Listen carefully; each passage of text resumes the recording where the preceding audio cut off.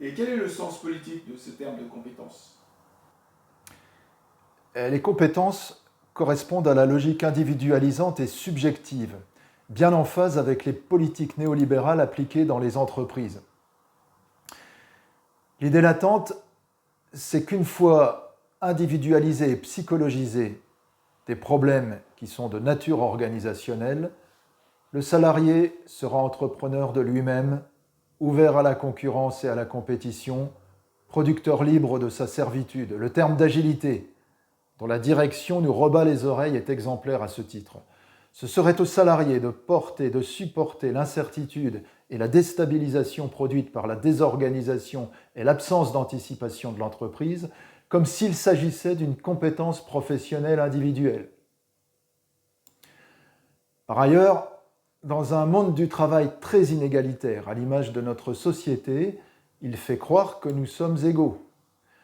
Quelle que soit l'activité, nous aurons quelques compétences utiles à la machinerie capitaliste, et au moins à un niveau de compétence minimum, ce qui permet de ne plus se poser les questions des motivations et des aptitudes face à un vaste choix d'orientation, une manière d'être positif, alors que l'orientation est de plus en plus devenue de l'aiguillage contraint vers un choix d'emploi restreint. La mise en cause des notions d'aptitude et de motivation par l'idéologie des compétences est en fait corrélée avec la mise en place du travail déqualifié, où à peu près n'importe qui peut à peu près faire n'importe quoi. Étant donné que, quelles que soient les tâches à réaliser, chacun aura toujours quelques petits bouts de compétences en rapport, il pourra donc être aiguillé vers n'importe quel stage de formation professionnelle. Pour résumer, besoin, territoire, formation pour l'entreprise, aiguillage, emploi, compétences.